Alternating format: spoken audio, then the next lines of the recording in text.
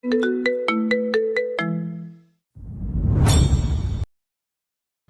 ৩ দিন হয় আহিরা কিয়ানের সাথে ঠিকমতো কথা বলে না, মুখ ফুলিয়ে রাখে।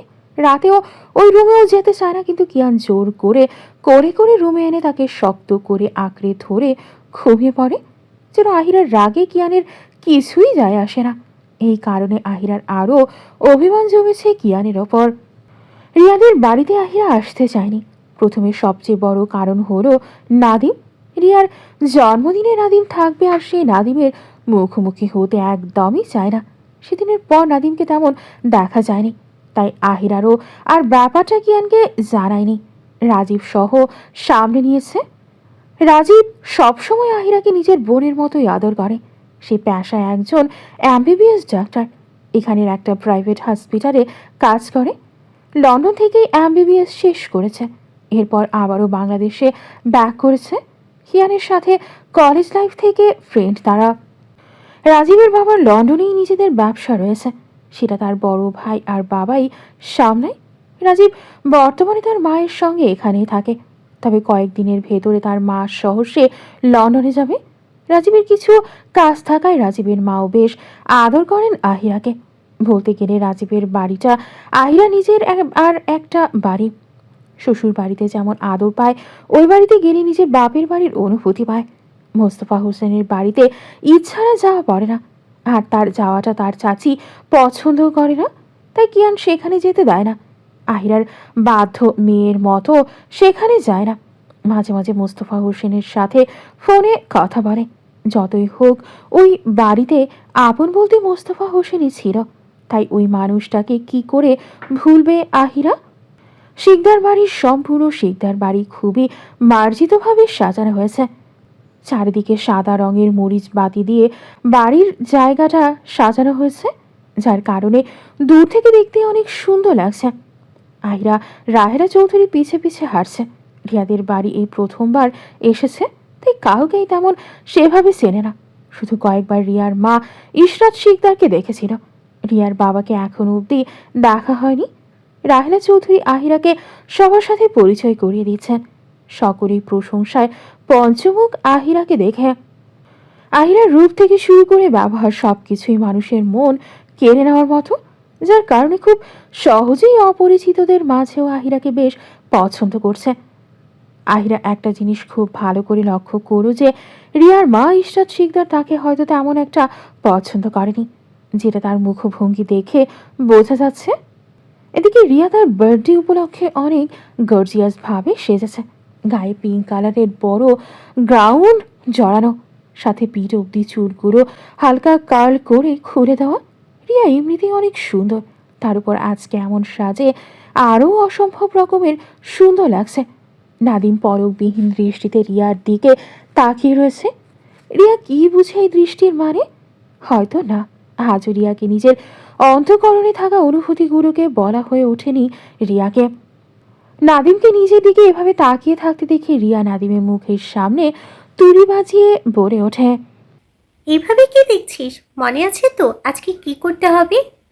রিয়ার কথা শেষ হতেই নাদিম রিয়ার দিকে এক দৃষ্টিতে তাকিয়ে থেকে বলে ওঠে, তোকে দেখছি, আর খুব ভালো করেই মনে আছে কি করতে হবে। আমাকে এমনি অনেক দেখেছিস, আর দেখতে হবে না, খালি আজকের কাজটা ঠিকমতো করিস, তাহলেই হবে। নাদিম প্রত্যুত্তরে কিছু বলে না, শুধুই শীতল দৃষ্টিতে রিয়ার দিকে তাকিয়ে রয়। এই ভালোবাসা যেন ফুরাবার নয়, অনন্তকালের জন্য রিয়া নামটা তার হৃৎপিণ্ডের খোদাই হয়ে গিয়েছে। রিয়ার কাছে ভালোবাসা মানে কিয়ান, আর তার কাছে ভালোবাসা মানে রিয়া। দুইজন একই পথের পথিক, কিন্তু তাদের ভালোবাসার মানুষটা এক নয়। নাদিম চায় রিয়াকে, আর রিয়া চায় কিয়ানকে। নিয়মিত নিয়তি বড়ই অদ্ভুত। নিয়ম মনে যে থাকে, ভাগ্যে সে থাকে না। এত নিয়মের মাঝেও কিছু অনিয়ম করতে ইচ্ছে করে নাদিমে, কিন্তু অনিয়ম করলেই সব কিছু নিজের করে ভাবা যায় না। কিছু জিনিস ভাগ্যের লিখনে না থাকলে শত যুদ্ধের পরও সেটা হাসিল করা যায় না। যেমনটা রিয়া প্রতিনিয়ত কিয়ানকে নিজের করে পাওয়ার জন্য করে যাচ্ছে, আর সে সাহায্য করছে তারই ভালোবাসার মানুষটাকে, যে কিনা অন্য কাউকে ভালোবাসে। এর থেকে যন্ত্রণাদায়ক আর কিছু কি হতে পারে? কেউ অপরজনকে মন প্রাণ দিয়ে ভালোবেসে যাচ্ছে, তার জন্য নিজের ভালোবাসা অব্দি বিসর্জন দিচ্ছে। আর আপনজন তার সামনে প্রতিনিয়ত তার হৃৎপিণ্ডটাকে ক্ষতবিক্ষত করে তুলছে নিজের অজান্তেই। রাত কয়টা বাজে আহিরার জানা নেই। কিয়ান এখানে এসেছে আরও অনেক আগে, তবে আহিরা কিয়ানকে এড়িয়ে চলছে। ইউসুফ চৌধুরী আর রাহেলা চৌধুরীর সাথে রয়েছে সে। কিছুতেই সে কিয়ানের কাছে যাবে না বলে মনস্থির করে নিয়েছে। হঠাৎই সেখানে রিয়া এসেই রাহেলা চৌধুরীর দিকে তাকিয়ে বলে, আন্টি, আমি আহিরাকে আমার ফ্রেন্ডের সাথে পরিচয় করিয়ে দিতে নিয়ে যাচ্ছি। বলে আহিরাকে বা রাহেলা চৌধুরীকে কোনো কথা বলতে না দিয়ে রিয়া আহিরার হাতটা টেনে ধরে নিজের সাথে নিয়ে যেতে থাকে। আহিরা মুখ ফুটে কিছু বলার সুযোগ পায় না। রিয়া আহিরাকে নিয়ে সোজা তার ফ্রেন্ড সার্কেলের মাঝখানে এসে পড়ে। এখানে সবাই আহিরার থেকে বয়সে কিছুটা হলেও বড়। রিয়া যেহেতু তার থেকে 3 বছরের বড়, তাই এরাও যে তার বড় হবে সেটা আহিরা খুব ভালো করেই বুঝতে পারছে। এখানে ছেলে মেয়ে উভয় রয়েছে। আহিরা আগে কখনো এদেরকে দেখেনি, তাই হঠাৎ এইভাবে এদের মাঝে টেনে আনার কারণে আহিরা বেশ অস্বস্তি ফিল করছে, কিন্তু মুখ ফুটে রিয়াকে কিছু বলতে পারছে না। আহিরা জানে রিয়ার করা কিয়ানকে নিয়ে প্রতিটা পাগলামি। এটাও জানে রিয়া এখনো কিয়ানকে পাগলের মতো ভালোবাসে, যার কারণে আহিরা কিছুটা ক্ষুণ্ণ রিয়ার প্রতি।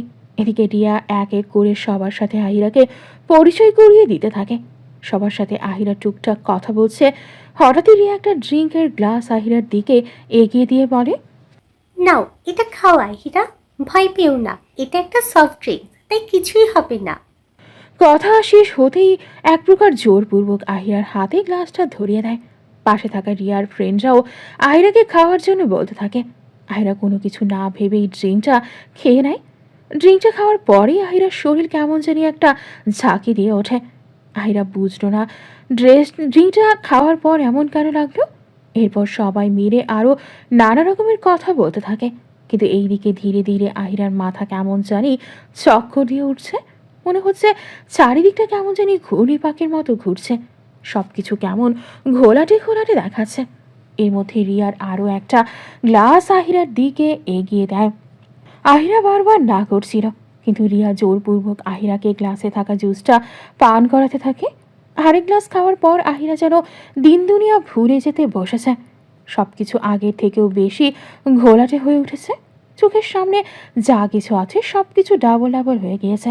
সামনে থাকা মানুষগুলোকে 2-3টা করে দেখাচ্ছে। আহিরা বুঝলো না এমন কেন লাগছে। সে ঝরে পড়ে যেতে নিলে পেছন থেকে হঠাৎই শক্ত একটা হাতে আহিরার কোমর আঁকড়ে ধরে। আহিরা ঘোলাটে চোখে কোনো কিছুই দেখছে না। ড্রিঙ্কে মেশানো করা মেডিসিনের কারণে ড্রাঙ্ক হয়ে পড়েছে আহিরা। আহিরা বুঝলো না এটা কে, শুধু এতটুকুই ঘোলাটে চোখে দেখলো যে রিয়া হাসছে, সাথে তার পাশে থাকা ফ্রেন্ডরাও হেসে ওঠে রিয়ার সাথে। যে মানুষটা আহিরাকে পেছন থেকে ধরে রেখেছে সে আর রিয়া তাকে ধরে কোথাও একটা নিয়ে যাচ্ছে। আশেপাশে এত মানুষ থাকায় কেউ তাদের দিকে তেমন নজর দেয়নি। আহিরার এই মুহূর্তে নিজের মধ্যে নেই, সম্পূর্ণ সেই ড্রাঙ্ক হয়ে আছে। যদি রিয়া বা এই লোকটা তাকে ছেড়ে দেয় আহিরা এই মুহূর্তেই নিজের মুখ থুবড়ে পড়ে যাবে। আহিরা বিড়বিড়িয়ে কিছু একটা বলছে উচ্চ স্বরে। গান বাজনা হওয়ার কারণে আহিরার কথা শোনা যাচ্ছে না। রিয়া নাদিম আহিরাকে নিয়ে শিকদার বাড়ির একদম নিরিবিলি জায়গায় চলে এসেছে। বাড়ির এই জায়গাটায় তেমন কেউ আসে না। নাদিম আহিরাকে নিয়ে রুমের ভেতর ঢুকে যায়। নাদিম আস্তে করে আহিরাকে বেড়ে শুয়ে দেয়। এদিকে আহিরা নেশায় নাস্তানাবুদ হয়ে পড়ে আবল তাবল বকছে। সেদিকে রিয়া একবার দৃষ্টিপাত করে দৃষ্টি সরিয়ে নিয়ে নাদিমের উপর তাক করে বলে ওঠে, মনে আছে তো কি করতে হবে? আর শোন, আমি সময় মতো কিয়ানকে এই রুমে পাঠিয়ে দিব, তারপর বাকি সব কাজ তোর উপর। নাদিম নিঃশব্দে মাথা নাড়িয়ে সায় জানায়। রিয়া সেখান থেকে নিঃশব্দে বেরিয়ে পড়ে। যে করেই হোক আজকে যদি কিয়ান আর আহিরার সম্পর্কে ফাটল ধরাতে না পারে, তাহলে এর থেকেও জঘন্য কাজ করতে সে পিছুপা হবে না। ফোনে কথা শেষ হওয়া মাত্রই কিয়ান ব্যস্ত ভঙ্গিতে পকেটে ফোনটা রেখে ভেতরে চলে যায়। ভেতরে প্রবেশ করার পর তীক্ষ্ণ দৃষ্টিতে কিয়ান চারিদিকে আহিরাকে খুঁজল, কিন্তু এত মানুষের ভিড়ে আহিরাকে কোথাও দেখতে পেল না। বউটা তার এতদিন ধরে অভিমান করে আছে, সজ্ঞানে ইচ্ছা করে অভিমানটা ভাঙায় নিয়ে আহিরার। কারণ সে যদি আহিরার রাগ ভাঙাতে যায় তাহলে মেয়েটা আবারও বাচ্চা নেওয়ার কথা শুরু করে দেবে। আর সেও রেগে যাবে, তাই আর একদমই পছন্দ না সে তার বউয়ের ওপর রেগে যেতে। কিন্তু মাঝে মাঝে মেজাজের খেয়েই হারিয়ে চিৎকার করে ওঠে বউয়ের ওপর। রকচাটা বদমেজাজের স্বভাবের সে, তাই অল্প কিছুতেই বালের মেজাজ চাঙ্গে উঠে যায়। তারপরও কিছুটা হলেও কমে এসেছে সেটা আহিরার জন্য। বউকে বকলে তার নিজের বুকে ব্যথা হয়, তাই বকতেও কষ্ট হয়। নিজেকে যথাসাধ্য শান্ত রাখার চেষ্টা করে। বউটা তার অনেক আদরের, তাই কোনো কিছুর মূল্যেও সে তার বউকে হারাতে নারাজ। কিয়ান তার বাবা মার দিকে এগিয়ে যায়, গিয়ে রাহেলা চৌধুরীর দিকে তাকিয়ে গম্ভীর কণ্ঠে জিজ্ঞেস করে, আমার বউ কই? রাহেলা চৌধুরী কিয়ানের দিকে তাকিয়ে বলে, রিয়ার সাথে আছে, তোর বউটা দেখ। রিয়া নামটা শুনতেই কিয়ানের মুখশ্রীতে বিরক্তি ভাব ফুটে ওঠে। সে বিরক্ত সহকারে নিজের মায়ের দিকে তাকিয়ে বলে, ওর সাথে আমার বউকে একা ছেড়েছো কেন? সামনে রাখতে পারোনি আমার বউকে? রাহেলা চৌধুরী চোখ পাকিয়ে বলে, হয়েছে, চুপ থাক। বিয়ে করবে না বলে মুখে ফেনা চলছিল, আর এখন বউ ছাড়া বাঁচিস না। রিয়ার সাথে গিয়েছে তো কি হয়েছে? অনেক কিছু হয়েছে। বলে কিয়ান সেখান থেকে রিয়াকে খোঁজার উদ্দেশ্যে চলে যায়। আশেপাশে চোখ বুলিয়ে কিছু দূর এক সাইডে রিয়া সহ রিয়ার ফ্রেন্ড সার্কেলকে দেখতে পেল। কিয়ান গম্ভীর মুখশ্রী করে বড় বড় পা ফেলে রিয়ার দিকে এগিয়ে যায়।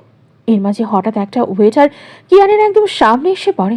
হঠাৎ এমনটা হওয়ায় ওয়েটারের হাতে থাকা ড্রিঙ্কের গ্লাস সব কিয়ানের কোটের ওপর পড়ে যায়। মুহূর্তের মধ্যেই কিয়ানের শান্ত মেজাজটা বিগড়ে যায়, চোয়াল শক্ত হয়ে আসে। এদিকে ওয়েটারটা বারবার কিয়ানের কাছে ক্ষমা চাইছে। কিয়ানের ওয়েটারকে কিছু বলে না, ইশারায় তার চোখের সামনে থেকে চলে যেতে বলে। এদিকে রিয়া ছুটে আসে কিয়ানের কাছে, আর কাছে আসে মাত্র এসে বিচলিত কণ্ঠে বলে ওঠে, তুমি ঠিক আছো তো? তোমার পুরো ড্রেসটাই তো নষ্ট হয়ে গিয়েছে, এখন কি করবে? কিয়ান রাগ মিশ্রিত অক্ষিদয় মেলে রিয়ার দিকে তাক করে দাঁতে দাঁত খিঁচিয়ে বলে ওঠে। Stop your fucking sense. Ayra কোথায়? কিয়ানের কথা শুনে রিয়া বলে ওঠে, আমার সাথেই ছিল, কিন্তু অনেকক্ষণ ধরে দেখতে পাচ্ছি না। তুমি বরং আমার সাথে উপরে চলো, আহিরা হয়তো উপরেই আছে। আমি একবার নাদিমের সাথে ওকে উপরে যেতে দেখেছি। তুমি উপরে গিয়ে ড্রেসটাও পরিষ্কার করে নিও, সাথে আহিরাকেও পেয়ে যাবে সেখানে। কিয়ান আর কোনো কিছু বলল না। এখন কথা বলতে ইচ্ছে করল না, তাই কোনো কথা ছাড়াই রিয়ার কথা মতো রিয়ার সঙ্গে ওপরে যেতে থাকে। রিয়া কিয়ানকে নিয়ে ঠিক সেই রুমটাই যায় যে রুমটায় নাদিম আর আহিরা রয়েছে। রিয়া কথা বলতে বলতে ঘুমের দরজাটা খুলতেই ভেতরের দৃশ্য দেখে অবাক হওয়ার ভান করে, হালকা শব্দ করে ওঠে। এদিকে পেছনে থাকা কিয়ান হঠাৎ রিয়ার এমন শব্দ শুনে বিরক্ত মিশ্রিত মুখশ্রীর সামনে তাক করতেই মুহূর্তেই তার সারা মুখমণ্ডল রক্তিম হয়ে ওঠে রাগের পরশে। সামনে থাকার দৃশ্য যে কারো হৃৎপিণ্ডে আগুন জ্বালিয়ে দিতে পারে। সেখানে কিয়ানের মতো শর্ট মেজাজের মানুষ তারও আগে ফায়ার হবে। রুমের ভেতরে নাদিম আর আহিরাকে একসঙ্গে জড়িয়ে ধরা অবস্থায় দেখে মুহূর্তেই কিয়ানের মস্তিষ্কে আগুন জ্বালিয়ে দিয়েছে। সে ক্ষিপ্ত পায়ে রুমের ভেতরে বড় বড় পা ফেলে চলে যায়, আর এক টানে নাদিমকে আহিরার কাছ থেকে দূরে ছিটকে ছড়িয়ে আনে। মুখ বরাবর তীব্র জোরে ঘুষি বসিয়ে দেয়। নেশায় নাস্তানা বুধ আহিরা ঠাস করে বিছানার ওপর পড়ে যায়। কিয়ান দিন দুনিয়া ফুরে নাদিমকে একের পর এক ক্ষিপ্তভাবে আঘাত করতেই থাকে। মনে হচ্ছে আজকেই নাদিমকে মেরে ফেলবে। আহিরা বিড় করে কি যেন বলছে, সব কথা কিয়ানের কানেও ভেসে আসছে। আহিরা আর বিড় করে বলা কথা, প্রতিটা কথার মাঝে কিয়ান নামটার উপস্থিত ছিল। আহিরা যে নিজের ভেতরে থাকা অভিমানগুলো এক এক করে গড় করে বলছে, আপনি একদমই ভালো না। আপনি আমায় ভালোবাসেন না। আমি তো জাস্ট একটা বেবি চেয়েছি, আপনি আমাকে সেটাও দেখছেন না। আপনি এত পচা কেন? একটা বেবি নিলে কি হবে? আমি মায়ের কাছে সবকিছু বলে দিব আপনি আমাকে ভালোবাসেন না। তুমি পচা জামাই। বলতে বলতে আহিরা থেমে যায়। উপস্থিত এখানে কি হচ্ছে আহিরার মস্তিষ্কে সেটা এখন পর্যন্ত পৌঁছায়নি। নেশায় ডুবে থাকার কারণে এদিকে রিয়া নাদিমকে বাঁচানোর জন্য কিয়ানকে বারবার থামাতে পৌঁছে যাতে নাদিমকে সে আঘাত না করে, কিন্তু কিয়ান যেন নিজের মধ্যে নেই। সে কোনো দানব তার উপর ভর করেছে মনে হচ্ছে। রিয়া দেখেছিল কিয়ান রিকের কি অবস্থা করেছিল। এখন যদি নাদিমেরও সেই একই অবস্থা করে তাহলে সে নিজেকে ক্ষমা করতে পারবে না। কখনো চায়নি তার কারণে নাদিমের কোনো ক্ষতি হোক। সে তো ভেবেছিল কিয়ান আর নাদিম আর আহিরাকে একসাথে এমন অবস্থায় দেখে কিয়ান আহিরার ওপর রেগে যাবে, আর আর রাগারাগি করবে, কিন্তু এখন তার উল্টো হচ্ছে।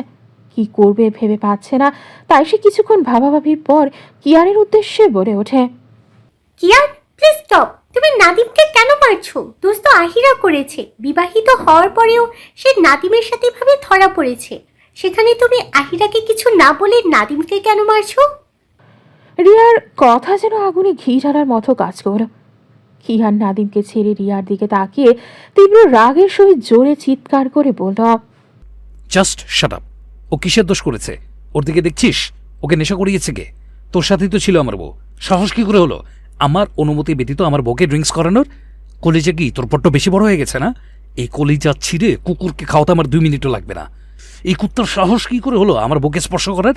এর জন্যই আমার মায়ের কাছ থেকে আমার বউকে নিয়ে এসেছিলি। কিয়ানের কথা শুনে রিয়া কি বলবে ভাষা হারিয়ে ফেলে।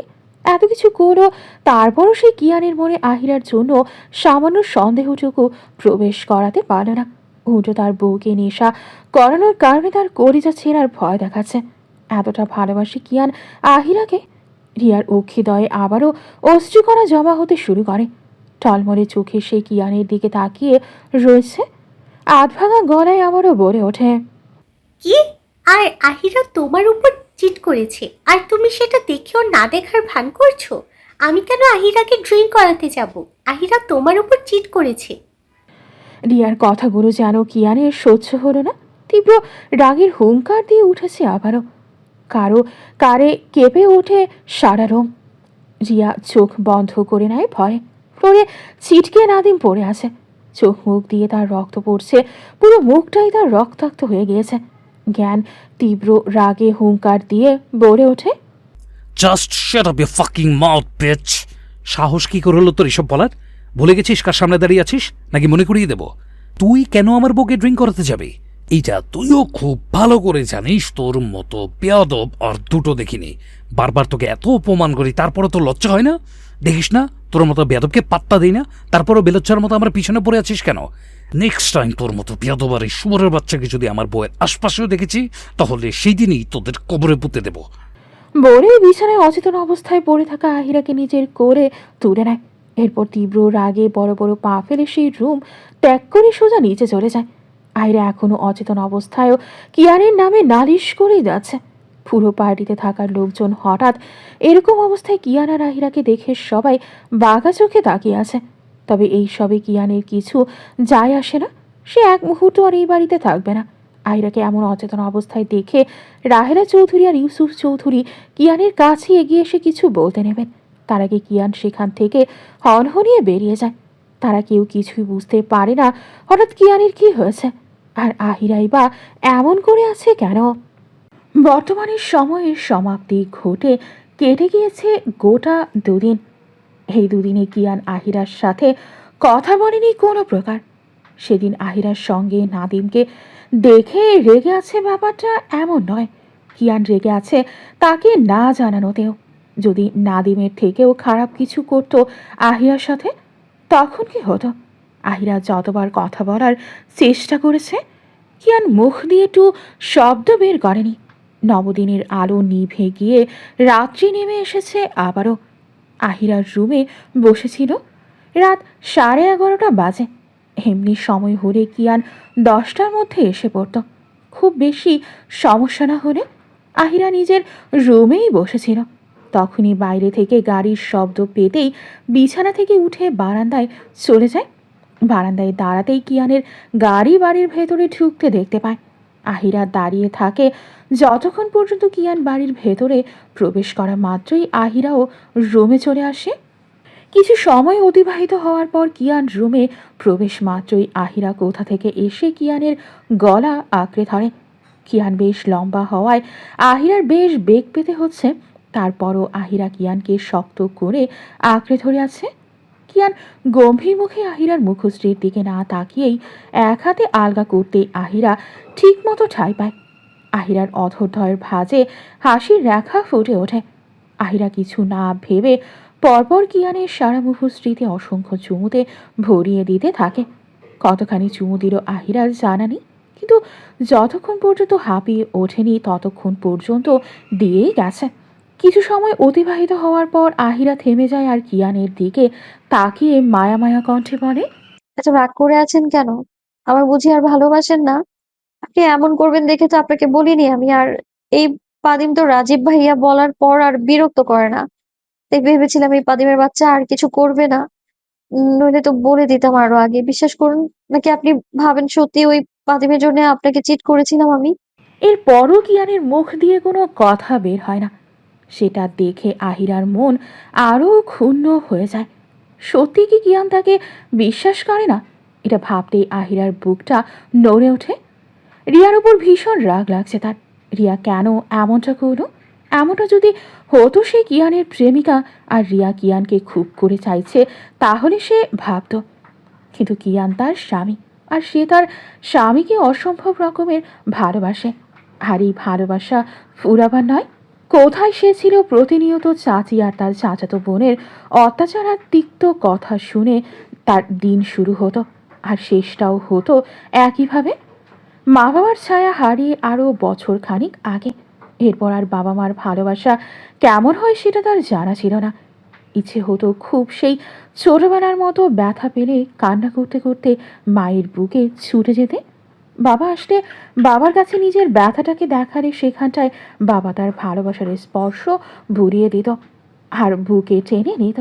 সময়ের সাথে সাথে সে সব হারিয়েছিল, আর সেই সময়েই তাকে সব কিছু ফিরিয়ে দিয়েছে নিজের বাবা মার মতো শ্বশুর শাশুড়ি, তাকে আগলে রাখার জন্য, তাকে ভালোবাসার জন্য গোটা একটা পরিবার দিয়েছে।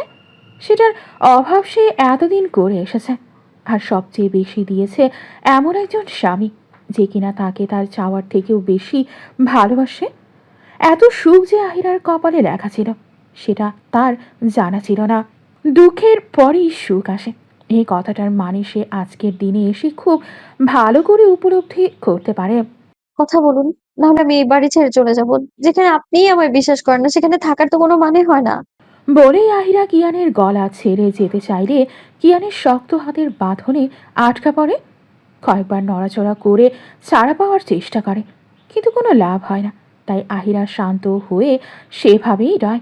হঠাৎ আহিরার মাথায় আর একটা বুদ্ধি আসে। তাই সে হুট করে কিয়ানের গলদেশে মুখ ডুবিয়ে সেখানটায় দাঁত বসিয়ে দেয়। যথেষ্ট জোরে কামড় দিচ্ছে, তারপরও কিয়ানের কাছ থেকে কোনো শব্দ না পেয়ে আহিরার অক্ষিদয় বেয়ে অশ্রু গড়িয়ে গাল বেয়ে পড়তে থাকে। আর সেই অশ্রু নোনা জল কিছুটা কিয়ানের গলদেশেও লাগে। আহিরার রাগে দুঃখে এবার একটু জোরে কামড় দিয়ে বসে। কিয়ান দাঁতে দাঁত চেপে ব্যথাটা সহ্য করে নেয়। ব্যথায় তার মাড়ি শক্ত হয়ে উঠেছে। আহিরা আর কিছু করল না।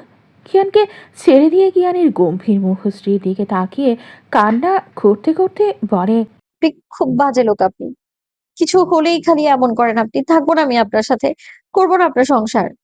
বলে কিয়ানের অন্য হাতে কামড় দিয়ে চলে যেতে নিলে কিয়ান নিজের হাতের দিকে এক দফা তাকিয়ে আহিরার হাতের কবজি শক্ত করে চেপে ধরে নিজের দিকে ফিরিয়ে আনে। এরপর আহিরার দিকে রাগী চোখে তাকিয়ে দাঁতের দাঁত চেপে বলে, দুদিন ধরে কিছু বলছে না দেখে মুখে বেশি বুলি ফুটেছে। আহিরা পাল্টা রাগ দেখিয়ে বলে, হ্যাঁ, ফুটেছে। আপনি থাকুন মুখে কুলুপিতে। আমি তো তাই বলেও আমিও থাকবো নাকি ওভাবে? আমি কি জানতাম নাকি এত কিছু হয়ে যাবে?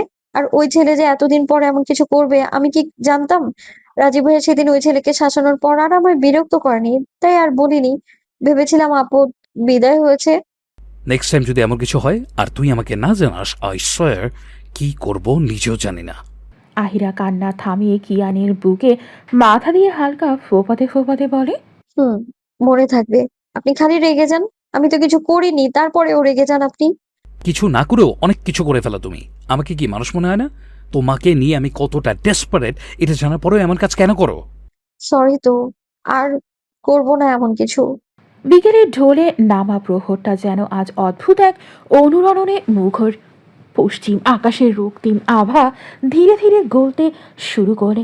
সমগ্র পরিবেশে ছড়িয়ে পড়ে এক অব্যাখ্যাত নীরব বিষণ্ণতা। সূর্য যেন আপন মহিমায় ম্লান হয়ে পড়েছে। আলো ছায়ার নিবিড় মিশ্রণে পৃথিবীর সাজে এক রূপকথার বর্ণচ্ছটায় স্বনাভ অগ্নিগর্ভ, আবার অচল শান্তির মতো নিস্তরঙ্গ। পাখিরা শিষ্টাচারের মতো ফিরে যাচ্ছে তাদের বাসস্থানে। রাস্তাঘাটে রোজগারের মতো মানুষজনদের হাঁটাচলা। আহিরা বাড়ি থেকে কিছুটা দূরে বেরিয়েছে। অবশ্য কিয়ান যদি জানে সে না বলে এইভাবে একা একা বেরিয়েছে তাহলে রাগারাগি করবে। তাই রাহেলা চৌধুরী থেকে অনুমতি নিয়ে বেরিয়ে পড়েছে। সাথে আছে তারই কলেজের একজন মেয়েটার সাথে অনেকদিন পর দেখা হলো, তাই তারা টুকটাক কথা বলছে। কিছু দূর সামনে যেতেই আহিরা ফুচকার দোকান দেখতে পায়। ফুচকা প্রতিটা মেয়েরই পছন্দের খাবার। খুব হাতে গোনা কয়েকজন ছাড়া সব মেয়েই ফুচকা পাগল। আর সেই ফুচকা পাগলের তালিকায় আহিরাও রয়েছে। আহিরা আকিলার দিকে তাকিয়ে বলে, এই আকিলা, চল ফুচকা খাই, অনেকদিন খাই না, এরপর বাসায় যাব। আকিলাও একই রকম ফুচকা পাগল। তাই আহিরার কথায় সায় মিলিয়ে দুজনেই ফুচকার দোকানে গিয়ে 4 প্লেট ফুচকা অর্ডার করে দেয়। মানুষ তারা দুজন, কিন্তু ফুচকা খাবে 4 জনের 1 প্লেট দিয়ে তাদের কারোরই পোষাবে না। তাই দুজনেই 2 প্লেট অর্ডার দিয়ে গল্প করতে ব্যস্ত। কিছু সময় অতিবাহিত হওয়ার পর ফুচকাওয়ালা তাদের 4 প্লেট ফুচকা এনে সামনে রাখে। আর ফুচকা আসতেই দুই বান্ধবীর কথা বন্ধ হয়ে যায়, খাওয়া শুরু হয়ে যায়। দুজনেই খাওয়াতে ব্যস্ত। ফুচকায় প্রচুর পরিমাণে ঝাল থাকায় আহিরার ফর্সা মুখশ্রী লালচে হয়ে গিয়েছে, অধৈর্যরা অসম্ভব রকমের লাল। চোখের কোণে অশ্রু চিকচিক করছে, কিন্তু তার বড় আহিরার খাওয়া থামছে না। দুজনেরই ঝালে নাজেহাল অবস্থা। আহিরা খাওয়ার মাঝেই বলে ওঠে, তোর বিয়ে কয় তারিখে রে? দুলাভাই দেশে আসবে কবে? আকিলা খাওয়ার মাঝেই জবাব দেয়, সামনের মাসে 26 তারিখ। এই মাসের শেষের দিকে দেশে আসবে ও। আমার জন্য যদি 4টা রোস্ট না রাখিস তাহলে তোর উপর ঠাডা পড়বে, মনে রাখিস। বলেই খেতে ব্যস্ত হয়ে পড়ে আহিরা। আর আকিরা হেসে বলে, যা, তোকে পুরো পাতিলের সামনে বসিয়ে দেব, নে, এরপর যত ইচ্ছে খেয়ে নিস। আহিরা তার প্রথম প্লেট শেষ করে। দ্বিতীয় প্লেট থেকে একটা ফুচকা মুখে দেওয়ার পরপরই তাদের সামনে এসে কেউ দাঁড়াতেই দুজনেই ওপরে তাকায়। আহিরা কিছুটা ভয় পেয়ে ওঠে, কারণ তার সামনে নাদিম দাঁড়িয়ে আছে। নাদিমের মুখ সহ বেশ কয়েক জায়গায় ব্যান্ডেজ করা। সেটা দেখে আহিরা মুহূর্তেই বুঝতে পারে এইগুলো কিয়ানের কাজ। কিন্তু এই মুহূর্তে সবচেয়ে বেশি ভয় লাগছে নাদিমকে। এইখানে এই সময়ে দেখে আহিরা মুখের খাবারটা শেষ করে দাঁড়িয়ে পড়ে। কণ্ঠে কঠিনত্ব এনে নাদিমের দিকে তাকিয়ে বলে, আপনি আপনি এখানে কি করছেন? আবার কেন এসেছেন এখানে? নাদিম আহিরার দিকে তাকিয়ে বলে, listen Ahira, I want to say something, please আমার কথাটা তো শোন। নাদিমের কথা আহিরার একদমই সহ্য হচ্ছে না। তাই সে রেগে গিয়ে বলে, আপনার কথা কি শুনবো আমি? কিছু শোনার বাকি রেখেছেন আপনি? আপনার মতো অসভ্য আর দুটো দেখিনি আমি।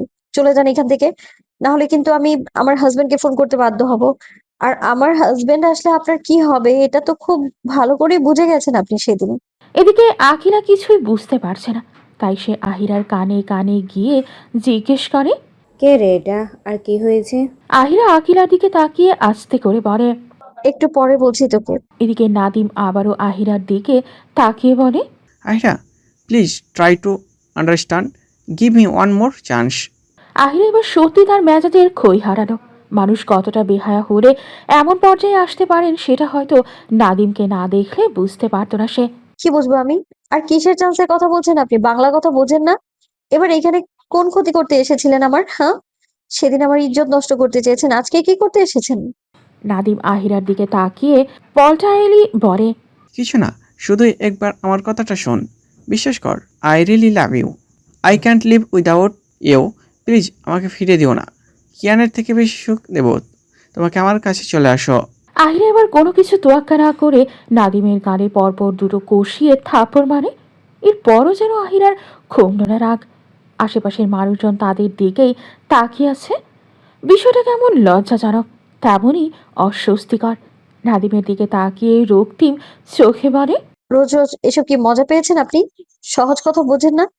আপনি আমাকে ভালোবাসেন বলে আমিও যে আপনাকে ভালোবাসবো এমন তো কোথাও লেখা নেই, তাই না? আমি আপনার কাছে সুখ চেয়েছি, বলেছি আমার কিয়ান আমাকে সুখে রাখেনি। আপনি বাঁচতে পারবেন কি পারবেন না ওটা একান্তই আপনার ব্যাপার, ওটা তো আমার দেখার বিষয় না। সবচেয়ে বড় কথা, আমি আমার কিয়ানের অর্ধাঙ্গিনী। যে মানুষটাকে আমি নিজের থেকেও বেশি ভালোবাসি তাকে ছেড়ে আমি আপনার সাথে কেন যাব? এতটুকু জিনিস বোঝেন আমায়? কেন বোঝেন না এটা আপনি? আমি অন্য কারো মালিকানায় বন্দী আমি। আর আমি সেই মালিকানা থেকে মুক্তিও চাই না, ইহজীবনেও চাই না, পরকালীন জীবনেও চাই না। আমি আদ্রিয়ান কিয়ান চৌধুরীর অর্ধাঙ্গিনী হয়ে জন্মেছি এবং মরলেও আদ্রিয়ান কিয়ান চৌধুরীর অর্ধাঙ্গিনী হয়েই মরবো আমি। এখান থেকে চলে যান আপনি প্লিজ, নাহলে রাস্তায় লোকজন জড়ো করবো আমি, সাথে আমার হাজবেন্ডকেও রাখবো। আহিরার কথাগুলো নাদিম নীরব শ্রোতার মতো শুধু শুনে গেল। তার এক পলক দৃষ্টিতে আহিরার দিকে তাকিয়েছিল, যেটা বোধহয় আহিরার একদমই পছন্দ হয়নি। আর কিছু বলবে? যদি থাকে তাহলে শেষ করো, আমি শুনছি। আকিলা প্লিজ তুই একটু ফোনটা দিবি তোর? আমি বাসায় ফোন রেখে এসেছি, ওনাকে একটু ফোন দিব, না হলে এই কুত্তালে সোজা হচ্ছে না। আকিলা নিজের ফোনটা এগিয়ে দেয় আহিরার দিকে। আসলে আহিরা কিয়ানের পার্সোনাল নাম্বারে ফোন দেয়, যেটা বাড়ির মানুষ ছাড়া আর কিয়ানের খুব নিকট কারো কাছে নেই। অচেনা নাম্বার থেকে ফোন কিয়ান সহজে তোলে না। তারপর অফিস টাইমে সে তেমন ফোনও ধরে না। তবে নির্দিষ্ট সময় আছে যে সময়ে কিয়ান আহিরাকে নিজ থেকে ফোন করে। বলতে গেলে ঘন্টা দুয়েক পর পর ফোন দিয়ে খোঁজ নেয়। আর তাই আহিরা এই সুযোগে বাইরে এসেছে। আহিরা কয়েকবার ফোন দেওয়ার পর বুঝতে পারলো কিয়ানের ফোন বন্ধ। তাই একটু মনটা ক্ষুণ্ণ হলো। আহিরা নাদিমের সাথে কোনো রকম কথা বাড়াতে চাইল না। ফুচকাওয়ালার বিল মিটিয়ে আকিলাকে নিয়ে নাদিমের পাশ কাটিয়ে যেতে চাইলে হঠাৎই পেছন থেকে আহিরার হাতে টান পড়ে। আহিরা পেছন ফিরে দেখতে পায় তার হাতটা নাদিমের হাতে বন্দি। এটা দেখার পর আহিরা জোরে ঝটকা দিয়ে নিজের হাত ছাড়িয়ে নিয়ে আবারও পরপর দুটো কষিয়ে থাপ্পড় মারে। নাদিম এতক্ষণ শান্ত মাথায় সব অপমানগুলো জেরে ফেলার চেষ্টা করছিল, কিন্তু এবার আর নিজের রাগকে নিয়ন্ত্রণ করতে পারল না। ফেপে উঠল সে। রাগে নাদিমের কপালের মোটা রগগুলো ফুলে উঠেছে, সাথে চোয়াল শক্ত হয়ে এসেছে। নিজের সমস্ত রাগ নিয়ে পড়ে আহিরার নরম হাতে তীব্রভাবে আহিরার হাতের কবজি টেনে ধরে নিজের সাথে টানতে টানতে নিয়ে যেতে থাকে। আহিরা সহ আকিলা নাদিমকে আটকাতে চেষ্টা করছিল, কিন্তু নাদিমের পুরুষালী শক্তির কাছে তারা দুজনই পেরে উঠছিল না। আশেপাশের মানুষজন সাহায্যের জন্য এগিয়ে আসছিল না, শুধু নীরব দর্শক হয়ে তামাশা দেখছিল। আকিরা কয়েকবার সবার কাছে সাহায্য চেয়েছে, কিন্তু কেউ তাদের সাহায্য করতে এগিয়ে আসতো না একবারও। আহিরা গলা ফাটিয়ে বারবার ছাড়ার কথা বলছে, কিন্তু নাদিমের কর্ণকুহুরে যেন আহিরার বার্তা পৌঁছাচ্ছেই না। আহিরা অন্য হাত দিয়ে নিজের সব শক্তি দিয়ে নাদিমের ওপর আঘাত করতে থাকে। আহিরা চিৎকার করে বলছে, আমার ছাড়, এবার কিন্তু খুব বাড়াবাড়ি করছিস, ছাড় বলছি। নাদিম আহিরাকে নিয়ে সোজা নিজের গাড়ির সামনে আসে আর দরজা খুলে আহিরাকে গাড়ির ভেতর ছুঁড়ে মারে। আহিরা কপাল সহ হাতের বেশ খানিক জায়গায় ব্যথা পায়, তবে এই মুহূর্তে তার ব্যথার চেয়ে বেশি জরুরি নাদিমের কাছ থেকে নিজেকে মুক্ত করা। নাদিমের মতে গতি কিছুই ভালো ঠেকছে না। আশেপাশে কেউ একবারের জন্য সাহায্য করতে এগিয়ে এলো না। আহিরা এবার ভয় পেতে শুরু করলো, নাদিম যদি উল্টাপাল্টা কিছু করে বসে তখন তার কি হবে। তাই আবারও চিৎকার করে বলে, আমার ছাড় বলছি, এটা একদম ঠিক করছিস না তুই, তুই আমার সাথে এমনটা করতে পারিস না, কেন করছিস এমন? নাদিম কোনো কথা না বলে শুধুই তীব্র রাগে গাড়ি চালাতে থাকে। আর আহিরা পেছন থেকে বারবার গাড়ি থামাতে বলছে, কিন্তু নাদিমের কর্ণকুহরে কোনো শব্দই যাচ্ছে না।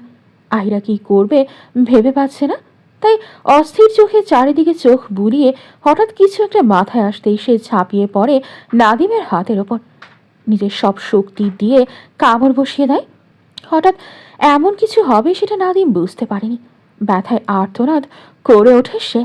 ড্রাইভ করার সময় এমন হয় গাড়ি নিয়ন্ত্রণ হারাতে যাচ্ছিল, যে কোনো মুহূর্তে দুর্ঘটনা ঘটতে পারত। তাই বাধ্য হয়ে নাদিম জোরে ব্রেক করে। এত জোরে ব্রেক করে আহিরা ঝুঁকে পড়ে, একটুর জন্য কপালে আঘাত পেতে পেতে বেঁচে যায়। নাদিম আহিরাকে ধাক্কা মেরে সরিয়ে দিয়ে গাড়ি থেকে নেমে পড়ে। তারপর পেছনের দরজা খুলে তীব্র শক্তভাবে আহিরার হাত টেনে ধরে বাইরে নিয়ে আসে। অশ্রুসিক্ত চোখে আহিরা চারিদিকে তাকিয়ে বুঝতে চেষ্টা করো জায়গাটা কোথায়। আর ভালো করে আশেপাশে তাকাতেই আহিরার রুহ পর্যন্ত কেঁপে উঠল। আশেপাশে অনেক নারী, কিন্তু তাদের পরনে পোশাকগুলো বড্ড এলোমেলো। কেমন জানি দেখেই বোঝা যাচ্ছে নিজের শরীর প্রদর্শনের মাধ্যমে আশেপাশে মানুষকে আকৃষ্ট করতে চাইছে। আর জায়গাটা হলো নিষিদ্ধ বললি। এখানে কারা আসে তা আহিরা জানা আছে, কিন্তু নাদিম তাকে এমন জায়গায় কেন আনলো? তার ভেতরকার তোলপাড় ছটফট করা ভাষায় প্রকাশ করার মতো না। নাদিম টানতে টানতে আহিরাকে তিনতলার ঝুমুক কুঠির নামের বিল্ডিংয়ের ভেতরে নিয়ে যায়। প্রবেশ মাত্রই চারপাশ দেখে বোঝা গেল নাচ গানের আয়োজন হয় এখানে। ঢোল তবলা মেঝের মোটা বিছানার ওপর অবহেলায় পড়ে আছে। বিদেশি ও দেশি মদের বোতল ছড়িয়ে আছে এদিক ওদিক। আহিরা চোখ বুলিয়ে সবকিছু দেখে মনটা আরও কেঁপে ওঠে। কিছু দূরে চোখ যেতেই একজন মধ্যবয়সী হালকা মোটা গড়নের মহিলা রঙিন সাজে অর্ধ উলঙ্গ অবস্থায় বিছানায় শুয়ে আছে। তার উন্মুক্ত পেটে মাথা রেখে একই বয়সী এক পুরুষ শুয়ে আছে। পাশের ঘরগুলো থেকে উচ্চস্বরে চিৎকার আর কলকল ধ্বনি ভেসে আসছে। আয়নার শব্দ শুনেই কেঁপে উঠল। জীবনে এমন নিষিদ্ধ পল্লীতে প্রথম এসেছে সে, তাই এর পরিবেশ তার অজানা ছিল। কিন্তু এখন দেখা সব কিছুই তার আত্মাকে কাঁপিয়ে দিচ্ছে। আহিরা এবার আর স্থির থাকতে পারে না। সেখানেই ফ্লোরে বসে পড়ে আর এক হাতে নাদিমের পা জড়িয়ে কান্না জড়িত গলায় বলতে থাকে, প্লিজ আমাকে এখান থেকে নিয়ে চলুন। আমি আপনার কাছে মাফ চাইছি আপনার গায়ে হাত তোলার জন্য, তবু এখান থেকে বের করুন আমায়। এসব কলঙ্কিত জায়গায় আমার দম বন্ধ হয়ে আসছে। আমি মরে যাব। আমায় বের করুন এখান থেকে। নাদিমের মন গলল না, বরং আরও নিষ্ঠুর হয়ে উঠল। সে আগে থেকে এখানে রুম বুকিং করা ছিল, তাই কোনো কিছু না শুনে জোর করে টেনে আহিরাকে একটা রুমে নিয়ে গিয়ে বিছানায় ধাক্কা মেরে ফেলে দেয়। রুমে রং বেরঙের আলো জ্বলছে, বাইরে উচ্চমাত্রার গানের আওয়াজ। নাদিম সেখানে থাকা একটা চেয়ার টেনে এনে আহিরার মুখ বরাবর বসে বলে, শোনো মেয়ে, তোমাকে আমি কোনো ভালোবাসি না। একজন একজনের খুশির জন্য এত কিছু করছি, তাই তোমাকে আমার হতেই হবে। ভয় পেও না, তোমার সেই ক্ষতি করবে না, কিন্তু এর থেকেও ভয়ানক ক্ষতি করব। বলেই রুম থেকে বের হয়ে যায় দরজা বন্ধ করে। আর এদিকে আহিরা কান্না করতে করতে দরজা ধাক্কাচ্ছে এবং খুলতে বলছে, কিন্তু ওপাশ থেকে গানের শব্দ ছাড়া আর কিছুই শোনা যাচ্ছে না। আহিরা সেখানেই বসে পড়ে আর কান্না করতে থাকে। বিপদ কি তারই উপর আসে সব? রুমটার মধ্যে কোনো জানালা নেই, বাইরের হাওয়া বাতাস ঢোকার এক বিন্দু রাস্তা রাখেনি। কিছু সময় পর রুমের দরজা খুলে একটা অপরিচিত পুরুষ প্রবেশ করে। লোকটার চাহনিতে ছিল একরাশ লালসা, যা আহিরার শরীরকে চোখ দিয়েই গিলে খাচ্ছে। আহিরা নিজের শরীরটা দু হাত দিয়ে ঢেকে ফেলে। বুঝলো না এটাকে। লোকটা দরজায় লাগিয়ে আহিরার দিকে এগিয়ে আসছে। এটা দেখে আহিরা পেছাতে থাকে আর চিৎকার করে কান্না করতে করতে বলে, আমার কাছে আসার একদমই চেষ্টা করবেন না প্লিজ। না হলে কিন্তু আমি আমি আপনাকে খুনবো। দূরে থাকুন, আমায় যেতে দিন। আহিরার কথা শুনে লোকটা বিদঘুটে ভাবে হেসে ওঠে এবং তার কাছে এগিয়ে আসতে আসতে বলে, কেন সোনা, কাছে আসো, অনেক আদর দেব, একদম মন খুশি হয়ে যাবে। বলে আহিরার ওপর হামলে পড়তে চায়। আর আহিরা কোনো রকমে সরে যায়। রুমটা একটা বিছানা ছাড়া আর কিছুই নেই। কি করবে আহিরা এখন? হাতের নাগারে কিছু থাকলে রক্ষা করতে পারত সে নিজেকে। তাহলে কি সে নিজেকে রক্ষা করতে পারবে না? নিজেকে রক্ষা না করতে পারলে কিয়ানের সামনে কিভাবে দাঁড়াবে সে? লোকটা আবার একইভাবে আহিরাকে ধরার জন্য তার কাছে চলে যায়। আর আহিরাও একইভাবে সরে যেতে গেলে লোকটার হিংস্র হাত থাবায় আহিরার জামা ছেড়ে যায়। আহিরার হাজারো আকুতি লোকটার কান অবধি পৌঁছালো না। লোকটা নিজেকে ধীরে ধীরে অর্ধ উলঙ্গ করে ফেলছে। এরপর আহিরার দিকে হাত বাড়ায় আবারও।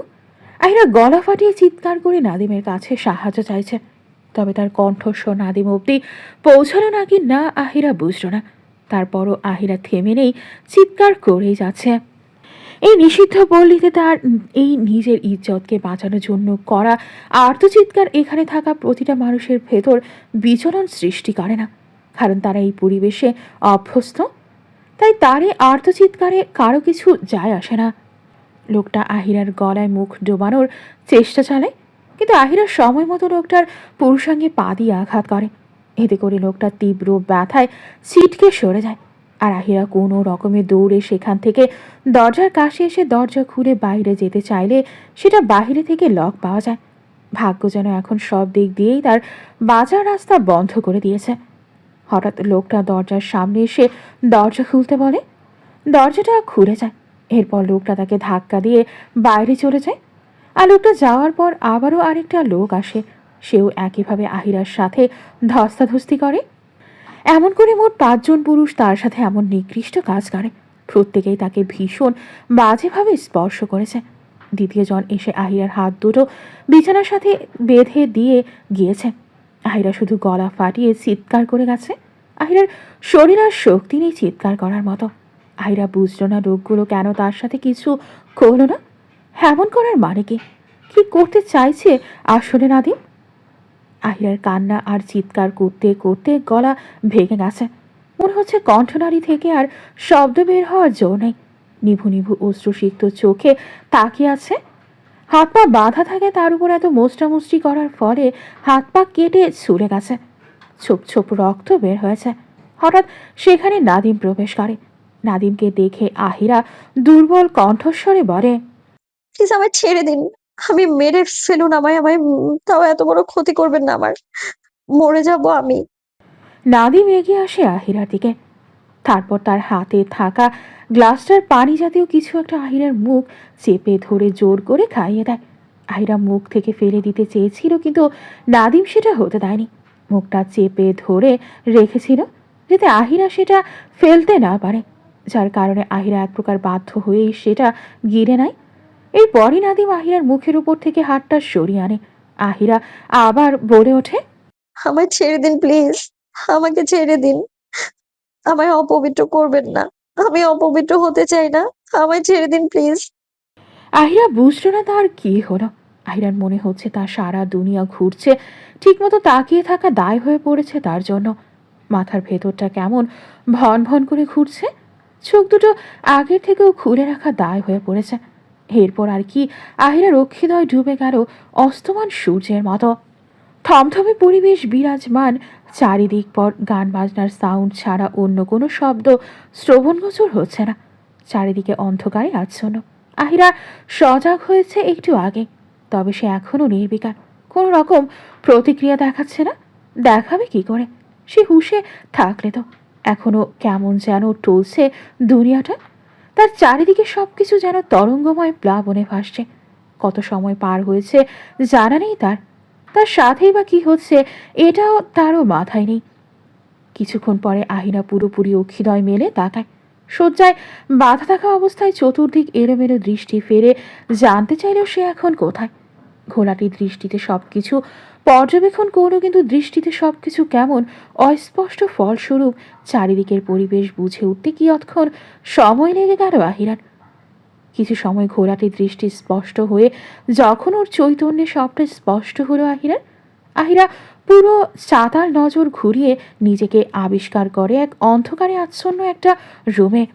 রুমের মধ্যে নেই কোনো আলো। রুমটা সে বাদে অন্য কারো উপস্থিতি নেই। সর্বপ্রথম কোনো দিক বিবেচনা না করে আহিরা বিছানা ছেড়ে উঠে বসতে চাইল, কিন্তু বিছানায় বাঁধা অবস্থাটা বুঝতে পারে আহিরা। আহিরা আতকে উঠে সে কোথায়, এইভাবে তাকে কে বেঁধেছে। তার সাথে মাথাটা তীব্রভাবে ভন ভন করে ঘুরতেই সে চিৎপটাং হয়ে ফের পড়ে গেল বিছানায়। ফ্রন্টাল অস্থি থেকে অক্সিপিটাল অস্থি পর্যন্ত পুরো মাথা ব্যথায় টনটন করছে। কিন্তু কেন? আহিরা কিছু সময় চোখ জোড়া বন্ধ রেখে আবারও খুলে নিজের দিকে তাকাতে আরেক দফা আটকে ওঠে। শরীরে বস্তু বলতে শুধু একটা সবুজ রঙের চাদরের মতো কিছু একটা জড়ানো, যেটা দিয়ে তার সম্পূর্ণ শরীর পেঁচিয়ে রাখা। আহিরা বুঝল না এইসব কি হচ্ছে। মস্তিষ্কের কার্যক্রিয়া সম্পূর্ণরূপে সচল হতেই তরাক চোখ মেরে আহিরার। সঙ্গে সঙ্গে তার স্মৃতির পাতায় উড়ন্ত ফানুসের মতো ভেসে ওঠে গত রাতের সমস্ত দৃশ্যপট। নাদিম কিভাবে তাকে জোর করেই নিষিদ্ধ পল্লীতে নিয়ে এসেছে, তারপর তার সাথে একের পর এক নোংরা কাজ করে গেছে। তারপর তখন নাদিম তাকে কি খাওয়ালো জোর করে। তারপর তারপর কি হয়েছে তার সাথে? এতটুকু অবধি এসে থেমে যায় পুরনো স্মৃতিপটের চিত্রপট। ব্যাস, তোরপর প্রারম্ভ হয়ে গেল অন্তঃকরণে। মন মস্তিষ্কের অন্তর্দ্বন্দ্বে দোটানায় পতিত হলো মনস্তত্ত্ব।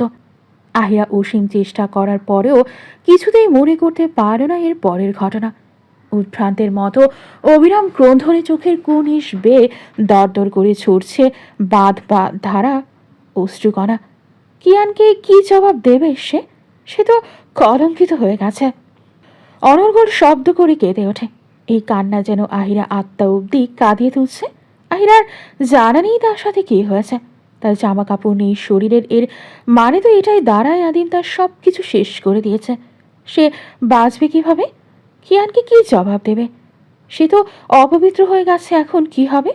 আহিরা কাঁদতে কাঁদতে চিৎকার দিয়ে বলে ওঠে। না, আল্লাহ তুমি আর এমনটা করতে পারো না। আমার সাথে এটা তুমি করতে পারো না আল্লাহ। আমায় উঠিয়ে নাও। এই মুখ নিয়ে আমি আমার স্বামীর সামনে কি করে দাঁড়াবো? কোন পাপের শাস্তি দিলে তুমি আমায়? আমাকে মৃত্যু দিতে তাও মানতাম, কিন্তু এটা কি করলে তুমি আমার সাথে সব শেষ করে দিলে। এতটা খারাপ আমি।